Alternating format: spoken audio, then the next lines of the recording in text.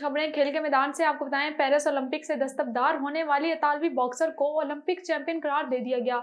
IBA ने इतालवी boxer Angelia क्रीनी को ओलंपिक चैंपियन का इनाम देने का ऐलान कर दिया। सदर आईबीए उमर क्रेमोले का कहना है कि आईबीए एंजेलिया क्रीनी को गोल्ड मेडलिस्ट के लिए मुकर्रर इनामी रकम देगी। खुशी होगी अगर मुस्तकबिल में पीएसएल का हिस्सा बनूं। टिम साउथी ने कहा है कि 2 साल कबल न्यूजीलैंड की टीम के साथ पाकिस्तान का दौरा किया था। बहुत से खुशगवार यादें हैं। टिम साउथी का कहना है कि टेस्ट सीरीज के दौरान कराची के खानों और मेजबानी से खूब लुत्फानंदोज हुए। पाकिस्तान में फास्ट बॉलर्स के लिए बॉलिंग कंडीशंस खासी सख्त हैं। और आपको बताएं, Norway cup under 15 future Pakistan team final में पहुंच गई। सेमीफाइनल में फ्यूचर पाकिस्तान ने 3-0 से कामयाबी हासिल की। नॉर्वे कप फुटबॉल का फाइनल कल खेला जाएगा। फ्यूचर पाकिस्तान की जानिब से शहबाज ने 2 और सुबहान ने 1 गोल स्कोर किया।